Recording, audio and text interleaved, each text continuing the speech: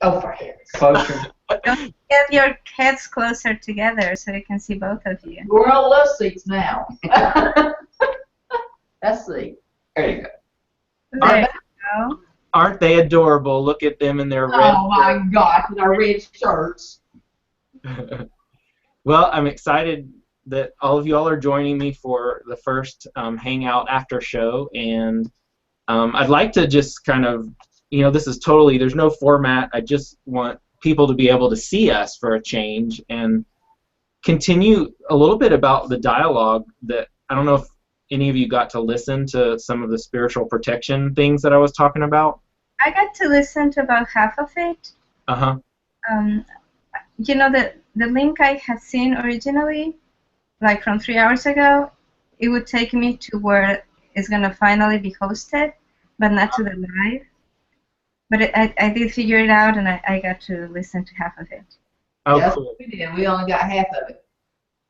Well, so I'm learning about the links, too. I need to make sure that I send the certain link, and then it'll take to the main page instead of the after page. Yeah. Well, did anything strike you from what you listened to so far? Because I really feel like this is a highly, highly important topic right now with all of the evolution that we're going through as a culture, individually, all of these things to kind of get to a bigger picture of this spiritual protection topic. And I couldn't even get to all of the questions. I had some fabulous questions still remaining that we could talk about as well, but I don't know if any of y'all have anything that you'd like to share or thoughts to start. One thing, if you don't mind, you mentioned something which made me realize something helped me a lot when I started on the spiritual path, and when I started opening up to people and trying to gain compassion. Compassion was an issue with me, being able to feel that. But what is it in the other person that you don't like, or that makes you mad, or makes you angry, or makes you uneasy, that reminds you about something of yourself that you don't like, or you're ashamed of, or you fear within yourself? So it's always the mirror. You mentioned the mirror, and it's a mirror effect. No one else controls you, but you allow them to control you because you're fearing whatever in them that makes you uncomfortable about yourself. And when I realized that, I started being more open to people, not running from people, listening to people more, and not shutting mouths. And that was a big issue at first with me. So I really appreciated you bringing that out, because that validated a lot of stuff that I'd gone through. And it was fears from the childhood that really was the foundation, like you had mentioned. Sexual abuse, mental abuse, physical abuse, all of that. And that just brought up a very wounded child within me that is still being healed, and probably will continue through this human life. So I appreciated you bringing that up. And Lee and I were discussing it a little bit during the breaks, and so we thought it was a very good program. Cool. I also gave him some examples of things that, since we've been together as a couple, of a lot of the fear that he's had within himself. And the person that I've recognized for the last 2.5 years, and the person that I first met about 5 years ago, is a totally different individual. He just had to unwrap himself and get down to the core of exactly what was going on within his own self, which is a lot of trauma in a childhood situation. And it's amazing that no matter what age that you are, the key is to go down deep, and exactly what you said, Michael, and really readjust yourself to a feeling of not being frightened and not running away from people and that type of thing. You know me well enough to know that I've really not had as much of that in my lifetime as Michael has. So it was really an interesting thing to be able to recognize that, for him to come out and to really talk through what the situations were. I think it's very important in a person to do that and to just open up their being. And if you have another person to speak to about it, I think that's a very healing type situation that can just sit and listen and just hear you out. It can really increase the challenge that a lot of people have if they go through their windy child, but they also couple that if they have any past life karma issues that they're dealing with as well, and they don't even know it. So what a challenge it can be for them to get through that. Well, it's been really interesting for me just with my own healing that's evolving right now, and even being out in the world and realizing it's like a lot of people have on these just layers right now. Like I'm noticing it more than ever, because I have this tendency, I like to connect with people, like look them in the eye, and it's almost like a lot of heads are being down, and like protecting themselves against whatever is going on in their life, or just maybe they're down. But I think it's really powerful to talk about this stuff. I don't know, Moni, did you have any thoughts about what we're dialoguing about? Well, one thing that you had mentioned was talking about energy vampires and things like that, that they're just trying to meet their own needs. They're not necessarily, I may be paraphrasing, but they're not necessarily after you, like with evil or mean intent. But they're just trying to meet their own needs. So also like have a little compassion for them. Compassion doesn't mean that you're like here, like come feel from me, come suck my blood. But that you can have a little compassion for them and for where they're at the moment, and not hate them. Not react with, oh, you're doing that to me, I'm gonna do something to you in return. That's one thing that stuck out for me during the radio show. And so I would ask you if you could elaborate a little bit more on that, like how you treat the energy vampire. Like, do you disconnect, or do you find strategies to interact with them? How do you do it? Well, that's an awesome question, because it's been really a journey, and it continues to evolve a little bit, as Michael was saying about compassion, as I'm having more compassion for myself. So as of late, if that situation were to happen, if I feel somebody pulling on my energy field, it immediately I get the sense of there's a sense of anger that comes up, but that anger is rooted in trying to protect myself, and I stop and I go, okay, that is my natural instinct that is coming up to protect myself, but I don't have to I can be kind, but I also can acknowledge that that is my natural instinct. And I've learned this from watching my animals, because they automatically, if they're uncomfortable with a situation, they will, I think I said on the show, they'll grr or do their body language. And I think a lot of us have learned that I don't know if for me it's the shame energy of being ashamed of my body, and not feeling safe and secure in the past, in particular with the childhood issues. But now I acknowledge that anger, or that protective instinct comes up within me for a reason, and then I do my best just to take a breath with it, and then I will find some language that supports me in that moment, whether it might be if you could just give me a minute, I need to just kind of regroup with myself. I hear what you're saying. I need to just think about that for a minute. Or if you don't mind, could you give me a minute and we'll talk later?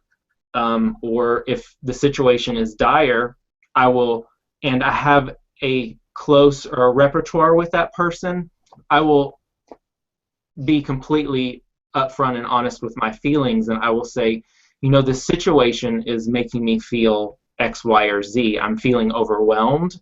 I'm feeling like drained.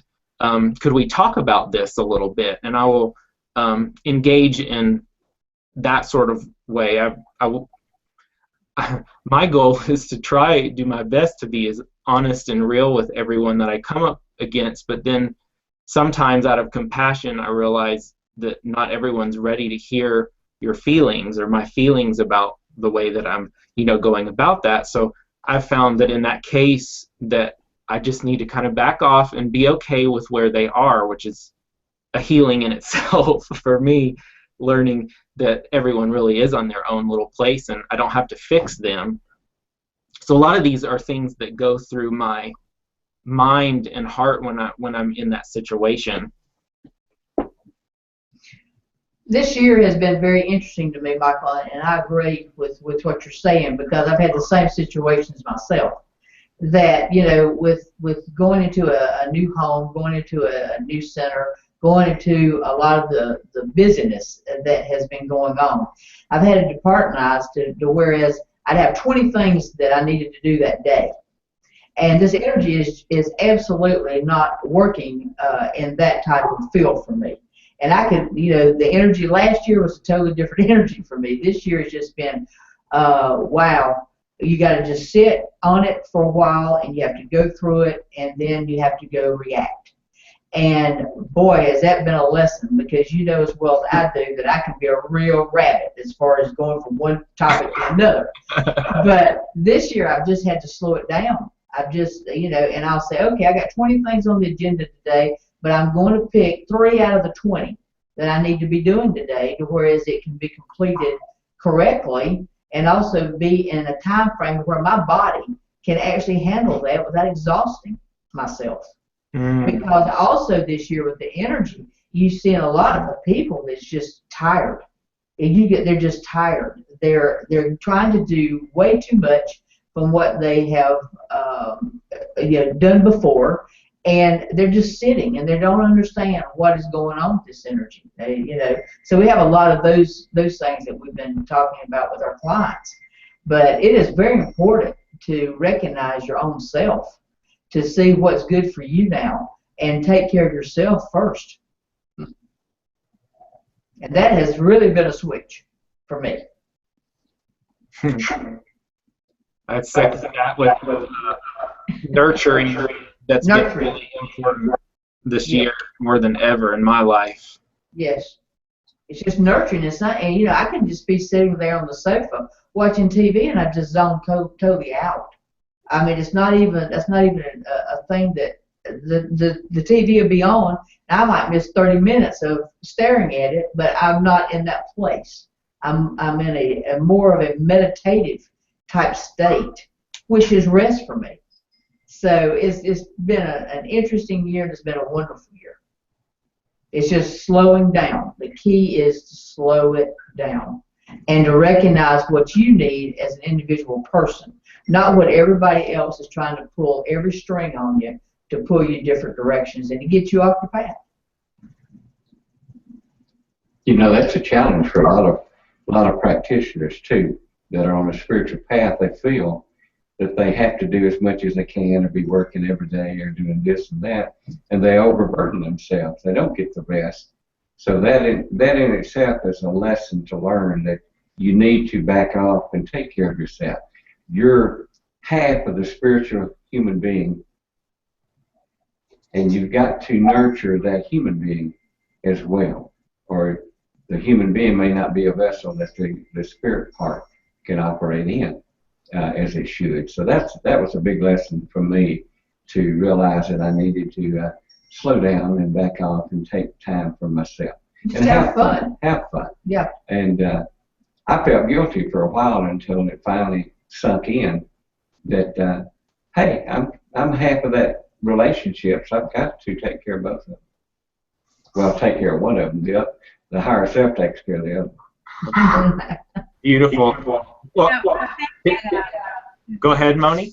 Oh, well, I wanted to share, I do feng shui and teach feng shui, and one of the sources for feng shui for knowledge is Taoism, and in Taoism there are two concepts.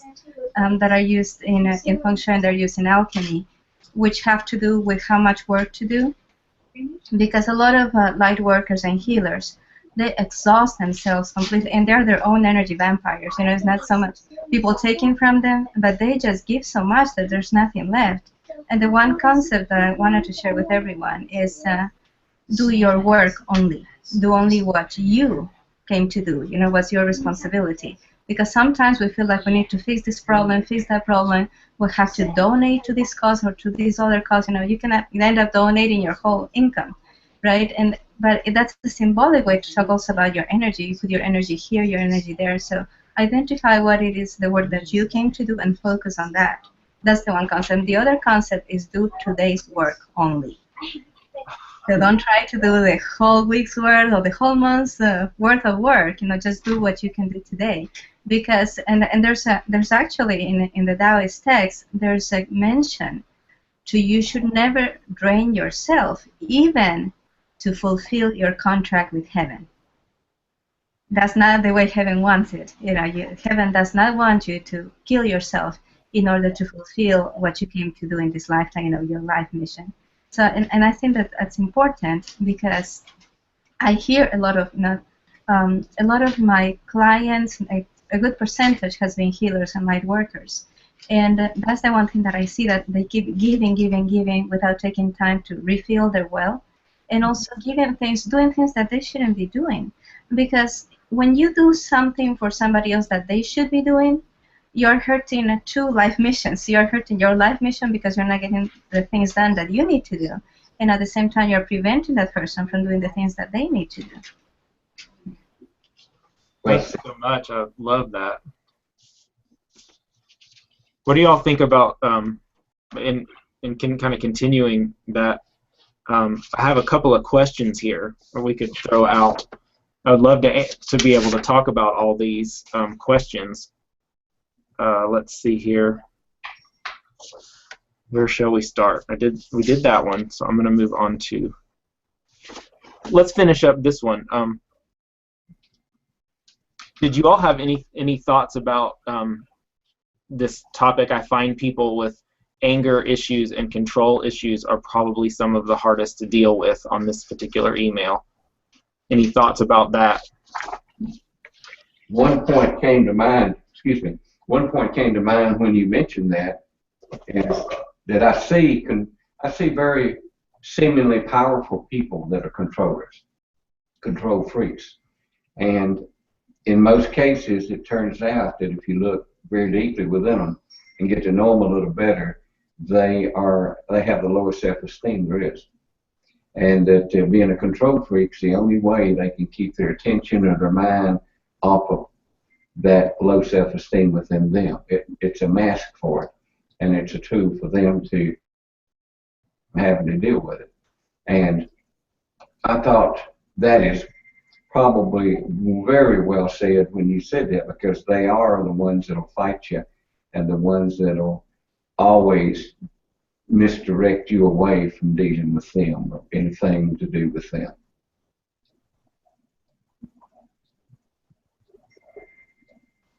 I think so that in terms, you know, when you're dealing with angry people, one of the first things to recognize is that the anger belongs to them. It doesn't belong to you. Mm-hmm. And so even if they blame you, they say, well, I'm angry with you because you did this, because you said that, or because you failed to do this. And they may accuse you of causing their anger. You're not causing it. You know, the anger is rising within them. And so, and it's actually healthy for the other person to do that. And I know this sounds awful. Some people get mad at me when I mention this, because when the anger rises, if you express it towards other people, it hurts them. But you get relieved. And you know, if the anger rises and you eat it up, then it hurts you. So there's this delicate balance in anger, you know, learning how to get your anger out without hurting others, but you shouldn't bottle it up. You know? So recognizing that the person is doing what feels healthy to them, and but you don't have to be the receiving part. You know, you don't have to be their punching bag, and you should not allow it. You know, you should not allow anybody to mistreat you for any reason.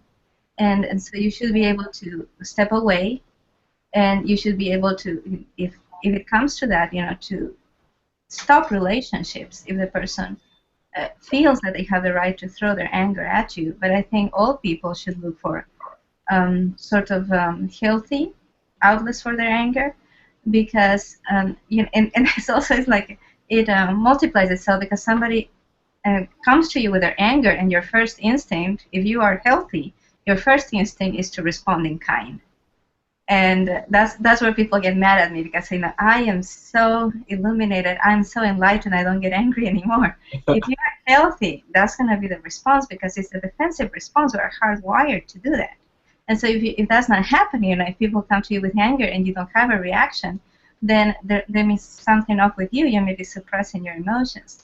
So, and then when it rises, you need to be able to handle in a way that handles the situation, that you're able to talk to that person, you're able to diffuse the anger. And also, I teach my children to have outlets. In Feng Shui we say hollering is a way to release anger. And so my clients, I tell them, go to a ball game and holler your heart out, so that you can release this energy. But also for the children, sometimes we're watching a show and they get angry at a character, and I allow them to express their anger towards the character on TV and to express their frustration, because it's important that it come out. But I think no person, don't ever believe it when another person says, I am angry because you, and then fill it in whatever, with whatever they want to come up with. They're angry because they're angry. Yeah. That's awesome. I think that's one of the biggest things, at least in this culture, that the Western world, people tend to bottle things up a lot instead of have healthy outlets. So I so resonate with that. It's been probably one of the biggest parts of my journey the last couple of years, is learning how to accept that instinct and that anger energy within myself, and that there's a true purpose behind it. And as I've begun that journey, I've started more and more to have more and more compassion for other people, because I'm having compassion for myself in recognizing that energy within myself. So I totally resonate with that. And I also lost my train of thought right now. But, having to do, with your expression of anger and the things that come to you, it's not necessarily all of society. When we say, it seems like in our society there's a lot of suppression for anger, but I think it's more in our circles.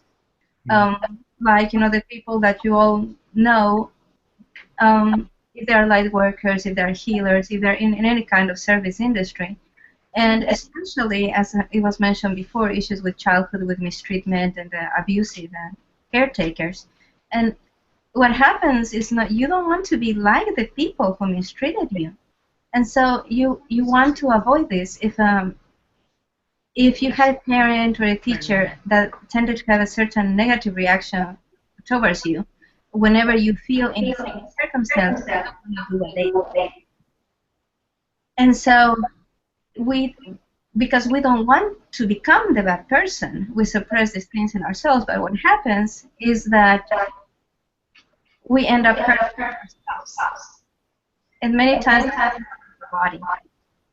And so in Feng Shui, when I do meditation, I do a questionnaire, and people will tell me, I ask them, when you have gotten ill, what sorts of problems have you had? So if people tell me they have vision trouble, or that they have problems with their muscles, like weakness in their muscles, liver or gallbladder problems, I look at issues with anger, because they're all ruled by the same element, which is the wood or tree element. And so that's one thing that gives you indications. But the problem with this, is that the same energy that is behind anger is always also the energy behind enthusiasm, decision, and work, and the entrepreneurial spirit. So what I see is that some people deprive themselves from having this enormous source of energy, because it's the same place that anger comes from. So they bottle that up, they pretend it doesn't exist, and I think eventually it goes to the body. And so I always, one of the reasons I like Chinese medicine and feng shui is that everything is confirmed by the physicality of things. Like, for example, when people have too much fear, an acupuncturist goes, looks at what's happening in the kidneys or the bladder. And when a person, in feng shui, we don't say a person, that person is lazy, for example. And we don't say that person is angry. We don't say that person is fearful. We say that person suffers from laziness. That person suffers from anger. That person suffers from fear. And so recognizing that there's, just like we're all connected, everything in us is also connected. Yeah. Wow.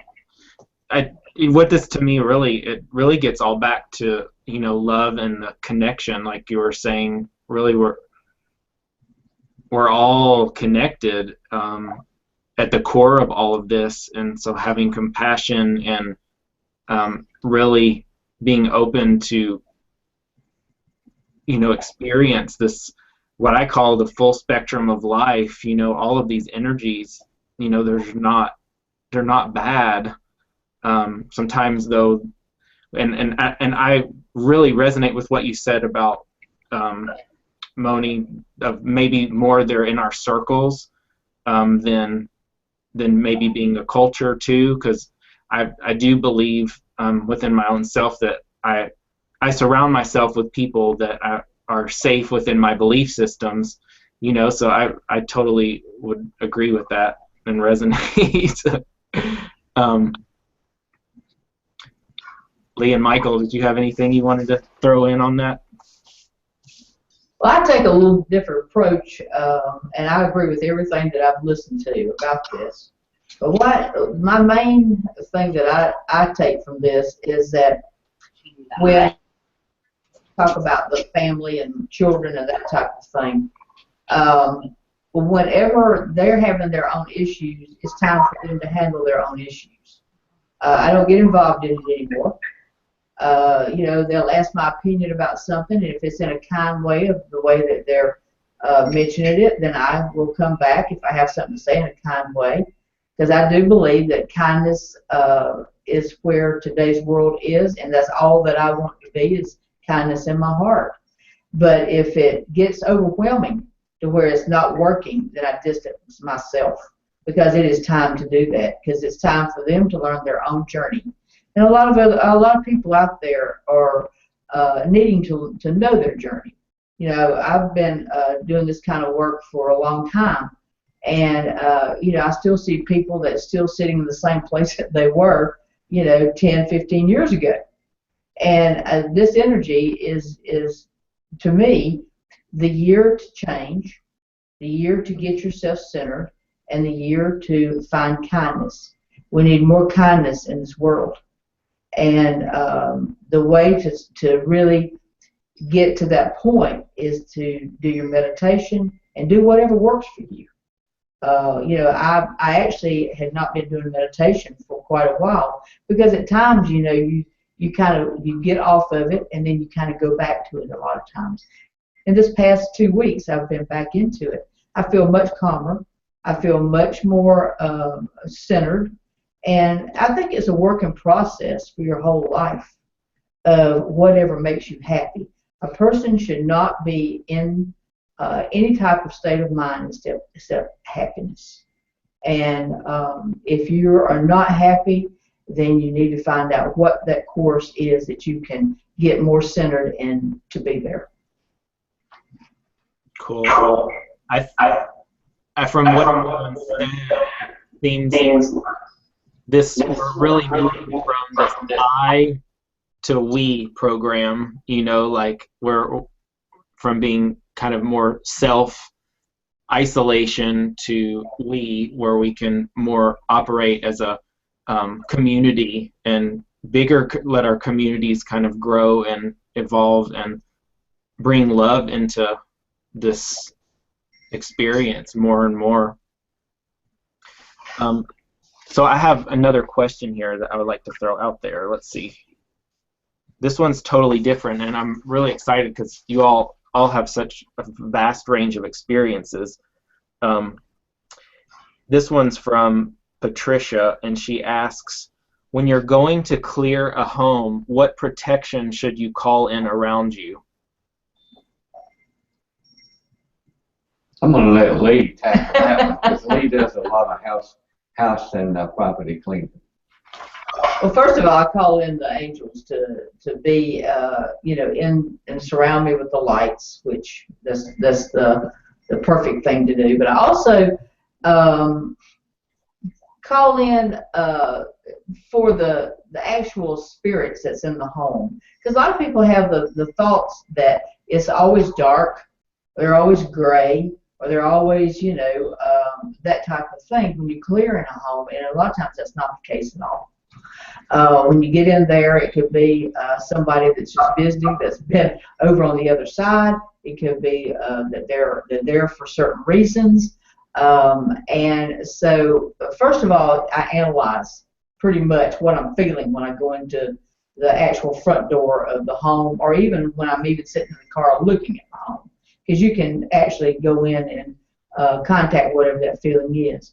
If it's a situation that is something that should not be in a gray or a dark type area, then you just get real strong with it. And I know, Michael, you've been in a lot of clearings with me. We've done a lot of them ourselves. But you always keep your state of mind in place at that time. You don't let it vary to what you're going to be doing the next day, having lunch, for example. You stay very focused with it. But I can see that whenever that you're going into a new home, one of the main things that I would do is to go in and clear it before anything ever goes in there, because you've had a lot of different workers and a lot of different people that has been in the home, and you want it to be your energy that's there. I think it's very important to do that, but also to leave the property and to know that you've done the best job that you can possibly do, and then you just let it go. You just let it go. You can't let anything in this you know, energy now to behoove you to even think about it any more than when you drive out of that driveway, you're going on to your next journey. Cool. Moni, I bet you have some experience too with... When you and I did an interview, we had talked about the Angular Feng Shui training recordings. And so before that, I used to be more aware of the need for protection. I have never felt afraid going into a home. I have found very, very strange things, but I never felt afraid. So I cannot relate to a person feeling afraid of something they might find in a home, because I have never felt afraid. Even, you know, I work with a family abroad that their parents and grandparents and who knows how many generations had made deals with really negative energies. But while I'm in the home, you know, I don't feel the fear. I feel it after I leave, you know, but not while I'm there. But in general, in Feng Shui, I would recommend that you wear red, that you wear the color red, because the color red means protection from heaven, protection from the love from heaven, the fire of heaven. I also wear this pendant. It's an octagon, and it's Aurora Borealis, which has a mirror coating. And so, like, I don't know if you can see there, but here you can see the Aurora Borealis, but on the back it has a coating. So when you wear a mirror on your heart chakra, that protects you. And so I wear this one so I can turn it around and have the mirror facing the world if I need to protect my heart chakra. And so I bought a chain that was exactly the size, the length for me to have this. And there's in the Feng Shui traditional clearing that I teach, you do, you clap your hands 3 times, you know, before you enter a home. You also have a candle. You have several things that are in the ritual. They're already designed there for your protection. So I guess, you know, that's the reason why I never felt scared while doing a clearing, is because the rites, these methods that have been passed on to us from so many generations have built-in protections. But ever since Bill and I partnered and started doing the Angelo Feng Shui training, I just use a recording. I don't do anything. And many times, if the client gives me permission, I will clear their home distance before I even go there. And so I'll, visit like a real estate. If somebody wants me to do a visit for a real estate listing, I'll print out the listing, and I'll grab my phone or MP3 player and play the recording on top of the listing. Or I'll ask, do a long distance clearing of the home before I even get there, because I'm not, I know some people are fascinated with what they find. They want to know if somebody tells them there's a house that's haunted. They want to go there and have a conversation. I have no curiosity whatsoever. I just ask the angels to handle it. Just do it clearing. If you find any entities that shouldn't be there, guide them to their next highest good, and I don't deal with that. And I think that's a matter of preference, because some people really enjoy this interaction, with people that have passed on, or beings, spirits, entities that they might find. And so if for someone that wants to do that, there's other protections that you can do. You can call the angels. I am not, when it comes to angels, I don't have a sense of economy. So if there's something that I need to do that seems to me is like really, really heavy, I shall send me a battalion of angels to help. And I overdo it. I always overdo it. And you can say, like for this project that I'm going to do today, I want 1 trillion angels in this project. So just let the angels handle it. I think it's part of sometimes I think it makes us feel important to know that we can connect with entities and beings and things, and we want a little bit of the pleasure, because it's a confirmation. I don't know about you guys, but I am surrounded by people that think I'm woo-woo and out there and stuff. And so when you go and you can actually have a communication, with somebody who used to live there, and you see them and stuff, it's a confirmation that you're not crazy, that these things are real. And so, but after a certain point, my view is you should go for efficiency. So that's why I try to just use the recording or do things distance. And with Angela Feng Shui, you can create protocols for clearing. For example, I created a protocol for cemeteries, mortuaries, and funerary homes. Churches. It's cemeteries, mortuaries, and churches. And so, because sometimes, I'm very sensitive to energy, so sometimes I'd be driving down like a really, really old church in Knoxville, and I could feel energy trying to stick to the car. Really, really heavy things. I don't usually talk about these things in public.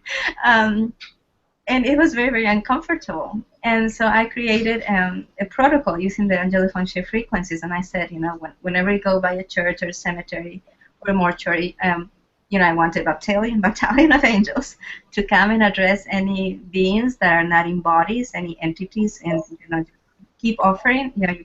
I believe in free will, so I don't ask the angels to take them, but I ask them to keep offering again and again and again until the being accepts to be helped towards their next highest good. Because if you are there, they are there, they're suffering, they're not in a good place. And so the spiritually compassionate thing to do is to ask for this kind of help to be offered to them. And so I created this protocol, and for first couple of years I felt like there was this urgency whenever, and sometimes I didn't notice I was driving just by a cemetery, because maybe there was a fence or something hiding it.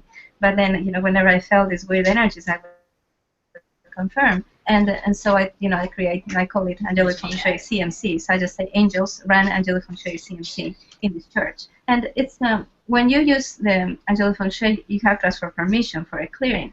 But with Angelic Feng Shui CMC, you don't have to ask for permission, because even if the cemetery is owned by somebody and you don't have permission to go clear the cemetery from everything, but you do have permission to send angels to address any embodied entities, for example. Yes, I love having this dialogue because there's so many different, and I think it's cool also for people to be able to hear how many different ways there are to address these things and the different perspectives. I just love this, and I love this community experience. Because one thing that was unique from Moni and Lee for me is the fear, because that's something that, when I was a child, I used to be told, Michael, are you this way too? I don't.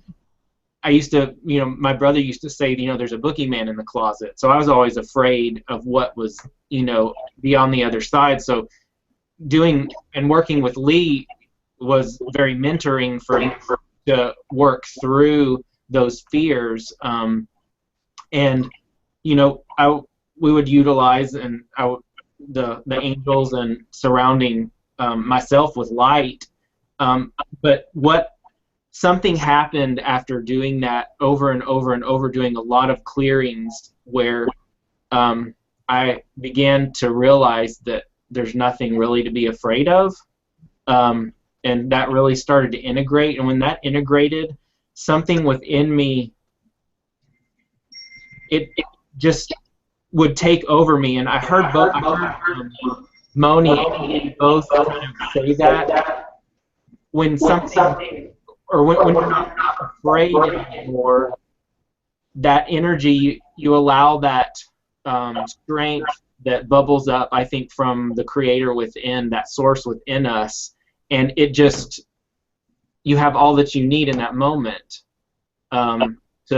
and then you can utilize your tools. I think that the strength within becomes your protection, which actually brings another question that we had, and it was a really interesting one. It was from Susan, and she said, how do you know when you don't need to ask for protection all the time, or is it even possible? And that was a really interesting question for me, because my journey with protection has evolved so much over the years, and I think I don't know if you ever get to the place where maybe you don't need to ask for protection, but I do think that it evolves, and the situations may change as our perspective on things changes. So is it possible to not ask? I think that's an individual journey. I think each one of us has a unique journey with this, and I just know from my experience that it's evolved so much, and it continues to evolve. And the more comfortable that I am in my own skin and with my own truth and my own, I'm doing things, as I think Moni said earlier, that are in alignment with my journey and not scattering my energy everywhere. I find that my sense of protection is more innate. Would you all agree with that? I would agree with that, Michael. Absolutely. Because I can really see a difference in myself in the past 3 years. And I could put it back as far as time of 3 years. Because every morning, I would wake up and I would ask around and da-da-da-da before I ever even got out of bed in the morning. Because that was what my ritual had been for years. And, and then all of a sudden it just came to me with the voice that says, we're here, period. You don't have to ask anymore if you don't want to ask anymore. We're already here, and it's always a great thing to be able to recognize it, but it doesn't have to be. And my belief system is that if something is supposed to happen, it will. And if it's not supposed to, it won't. And it's pretty much came to very much ingrained in me to where the fear factor with anything that I do is just not there anymore. It's just been a completely different thinking about that, and I'm much more relaxed than what I was, and it's just, I just know it's there all the time, and I don't even have to go there anymore. I just know that I'm always going to have exactly what I'm supposed to have when I'm supposed to have it, and that is that my belief system is that strong.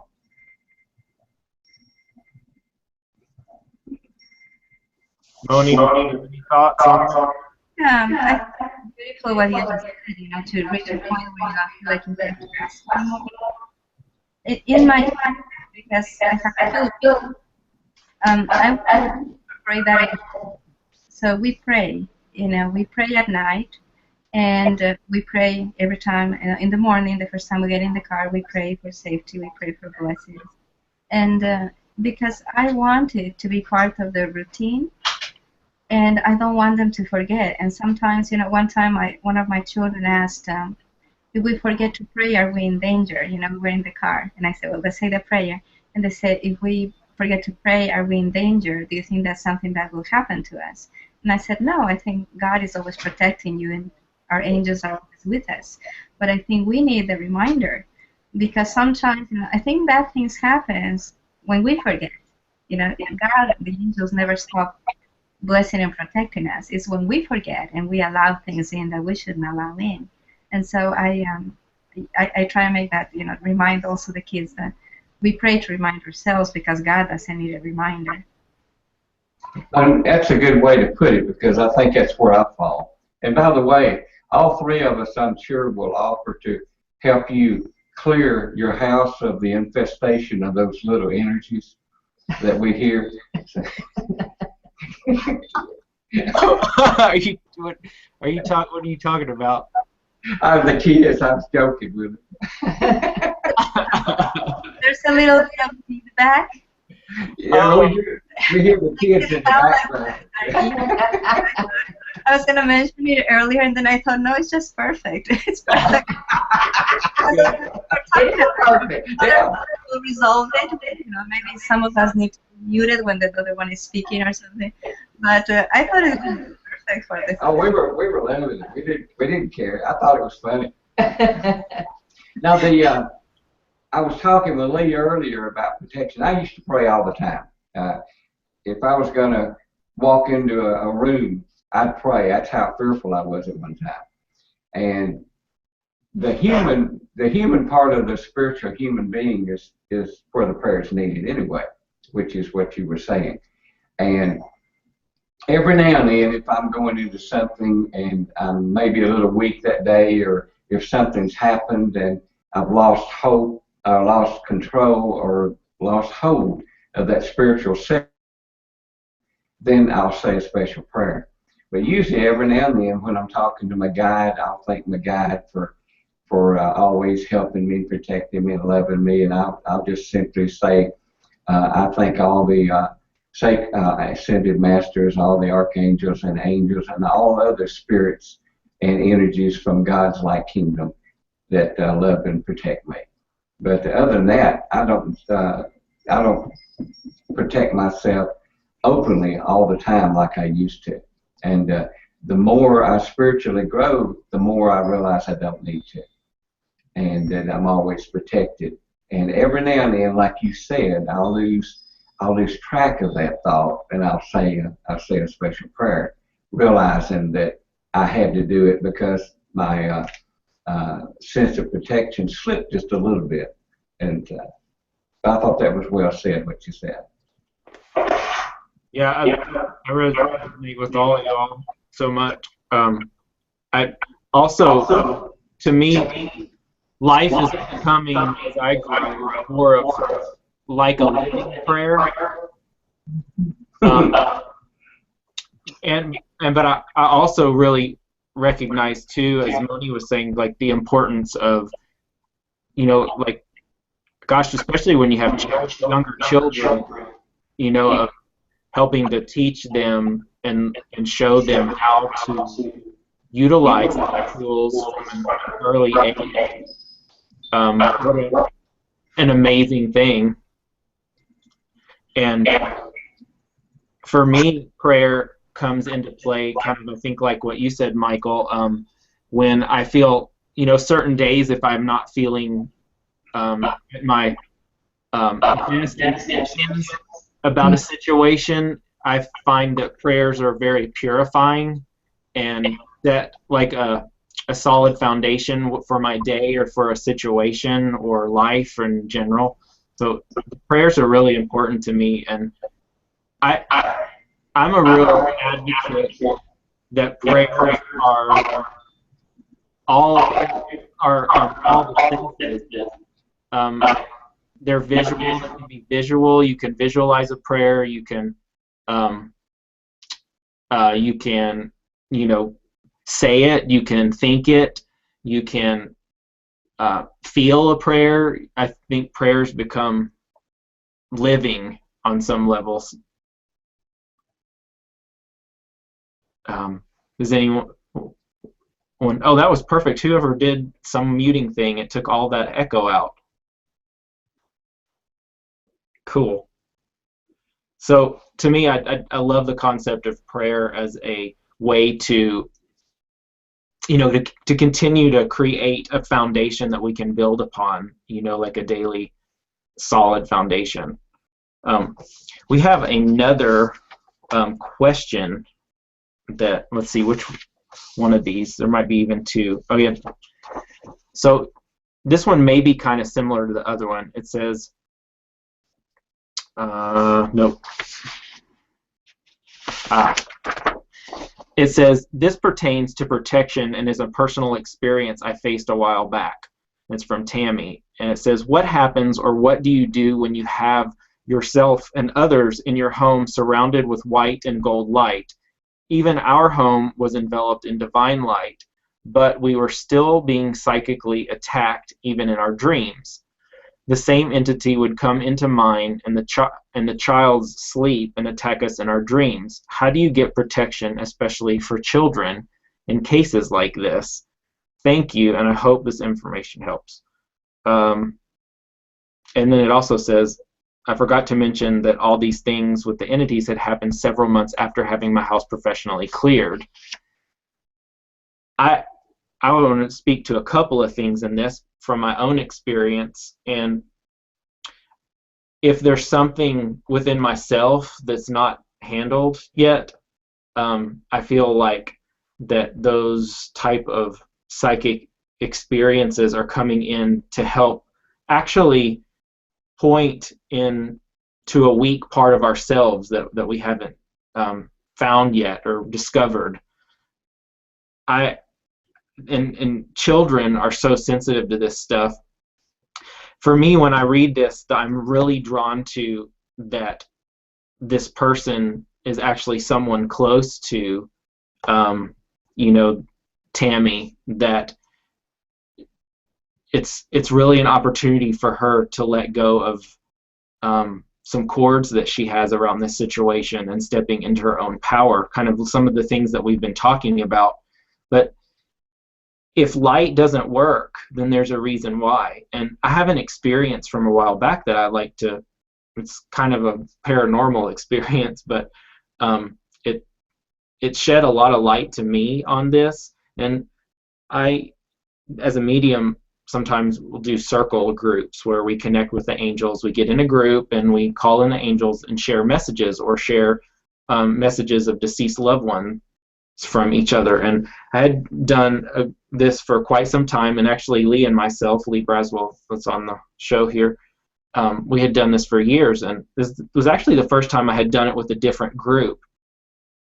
And I had called on protection, surrounded the whole group with light, surrounded myself, and and the normal routine around that this be for the highest good, because to me that one of the best things with a prayer is I call it a kind of like a karma release statement, or the moving from I to we, which is including everyone in the love. And so I got into this group, and literally we started and did the prayer, and within just a couple minutes after starting, one of the people that I'd never had in a group before, literally she had a very nasty spirit that came in when it was just spewing vile, mean, was mocking the angels and all this kind of stuff, and it just stepped right into her. And I thought that I had done all of the necessary things to remedy that from happening, but looking back, it was a huge lesson for me to learn a lot of different things. One, to be in that energy and be able to just let it go.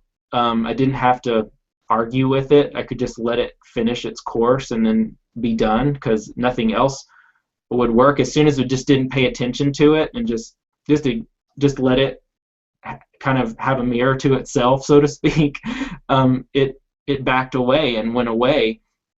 And actually, the person that was there, that was happening to her because she was so out of her own power. She had some very traumatic childhood experiences where she was abused and had, been raped and all kinds of things. And so she had this very deep wound that was allowing these controlling energies to come in.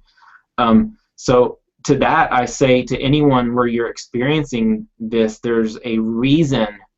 And if you need to get some help with getting to the core of what that reason is, if, the general protection tools, maybe using the light or calling in the angels, aren't doing it, there's a reason, because there's something that's really important to be learned out of the situation. So I would say that to Tammy, from my experience, that there's something really important here to learn from it if it's still sitting there with you. I don't know if you all have anything that you would like to add to that or share.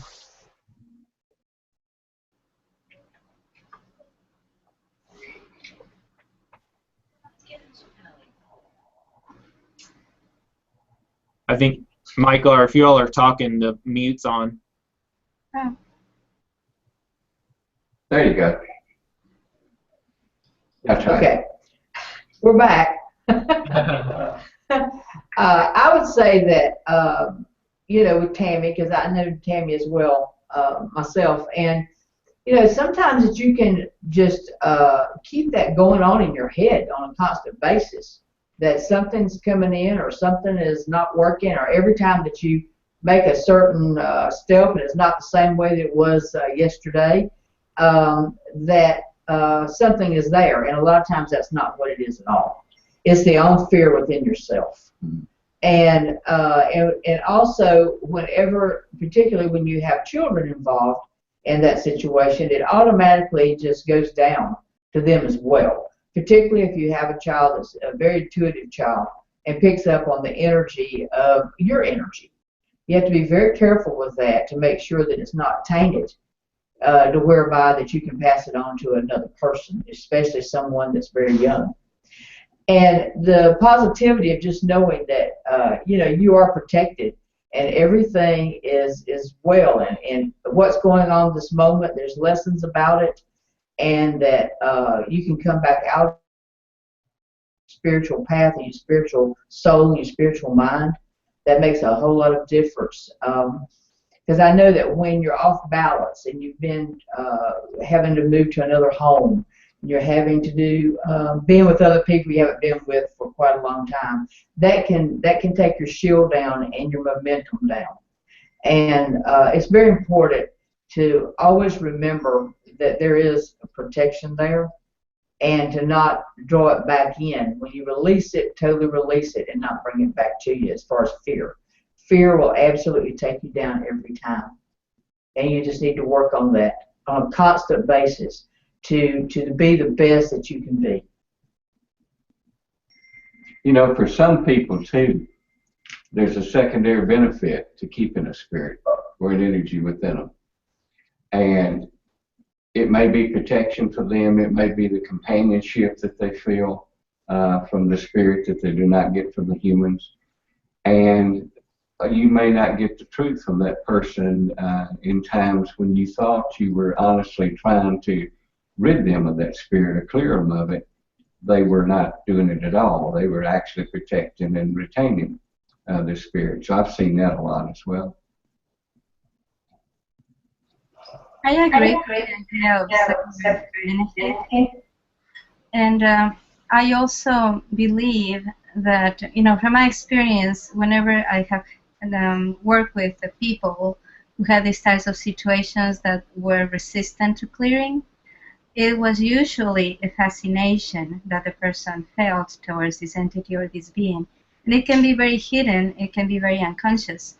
But until the person lets go of that fascination or the sense, sometimes it's the sense of importance they get from being in this situation.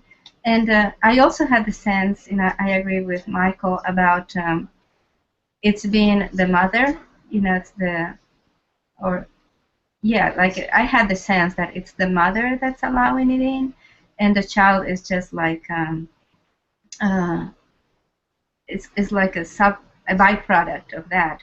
What's happening to the child is a byproduct of what's happening to the mother because they're very connected. Mm.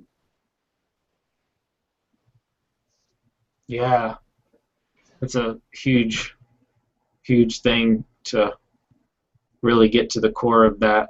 So that's great thoughts, you all. Great thoughts. To see if there's any other questions here. I think we've touched most of the questions. I just had some other thoughts before we wrap up. Some things that I think are really important, and I think we've talked about a lot of the. If I mute some, oh, that's better. If there's certain energies that we can put out that tend to attract that feeling that we need to protect ourselves, and I wrote a list out because sometimes when we put out expectations or put out that we may want something to happen a certain way and it doesn't, and then it invites kind of like a we immediately feel a backlash from our expectations. Another one is kind of similar, but the need to fix or change people. Being around situations, and I know that's a strong one for me that I've really have to consciously work on, because I sometimes when I'm in a situation, if it's heavy, I don't want it to be heavy, and so I want to sometimes run from it because I want it to be light, and I want to try to make it be light. But there's part of the healing within me is that compassion and realizing that it's okay to be in that space where they are, and sometimes having to go there. So that needing to fix or change can really set someone up for a backlash of that energy. The need to be right or perfectionism can do it too. Another one is needing to control a situation. Another one, I have not saying what you need to or holding back, which that has been a huge one on my journey. If I don't say what I need to or express what's needed in a situation, then I immediately will hold on to energies that are unnecessary. And sometimes, if I'm not seeing clearly, I'll think that I will need to protect myself from someone it's all me. It's all that I just needed to say something. And as a young child, growing up, feeling a lot of things and not being able to speak, it took a lot of cycles and years to get in a hold of that pattern and go, no, this is all about me. This is something that I need to say, I need to speak, and it's okay. Another one is not asking for help when it's needed. That can be another potential reason that we may think our mind may think we need to protect ourselves from a situation. If we need help and don't feel good about asking for it, and then you're around other people that either freely accept or sometimes the vampire energy, so to speak, or whatever. If we're willing to give all of that away, then sometimes it's just we need to ask for help. We need that energy. We need some extra energy. Another one that I wrote down was needing to be the savior in a situation, or also or even a martyr of a situation can cause a backlash of energy.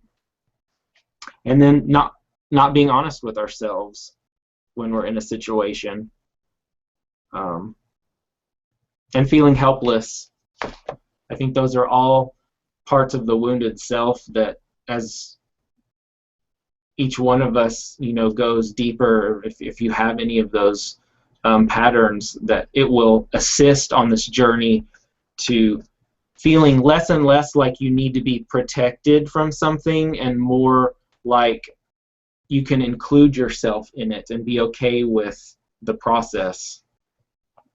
I think that's just really some important stuff to share, because part of really my intention about this show is I've had a lot of people ask me about this last maybe 2 weeks, which has inspired this topic, was to really shift the tide a little bit with where we're at as an evolving society and all of that, to be more inclusive, to not run away from situations and from loved ones or things, and being more comfortable to open up dialogues about things and express and deal with some of the more uncomfortable energies, our lower chakra energies, our shadow side, that it's okay to talk about that, it's okay to look at it, it's okay to address it, and accept all of that. Because for me, in my experience, as I've allowed myself to go deeper in my body and my life and address these energies that are just human, as a part of being human, that's where my biggest healing's actually been. That's where I've, come face to face with fears that I've held for, whether they're since childhood, or some of them from the moment I stepped on to this planet, and I remember having these fears, so they were there, and I'm sure there's many people out there that could relate to that. So I'm excited about starting this dialogue, and I hope it continues to help people. I'm gonna put this video out that's going to be on my YouTube page, so feel free to share it, either anyone who would like to, and I'll probably be posting it on Facebook and the Voice America, just to let people know that this is going on and that there's more dialogue. If you all have anything else, final words or anything you'd like to share, I figure we could wrap it up for the afternoon. I think it's a wonderful experience to be able to begin this type of a chat.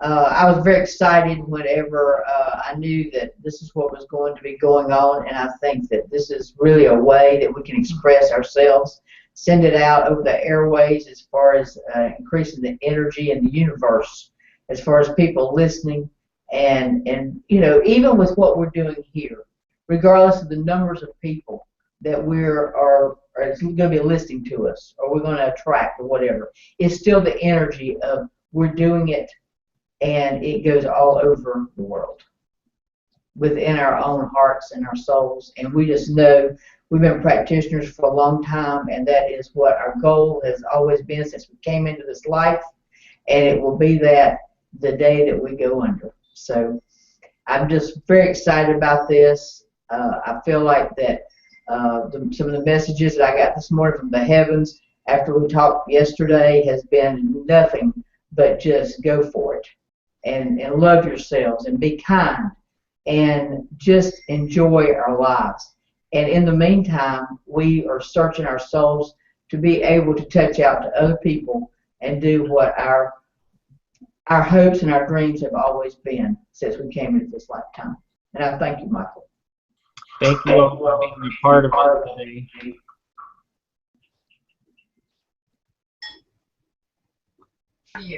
I think that it's really important to get together, and this is such a good medium to transmit messages.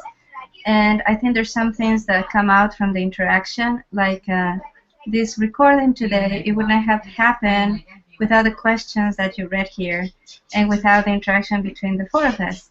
And so it's a moment that is unique, and it's special because of that. And the more people start watching and sending their questions and participating, the more wonderful it's going to be. I'm convinced of that. I feel so blessed to be amongst all of you, sharing all the wonderful things you have to offer and your light, and we'll look forward to another one.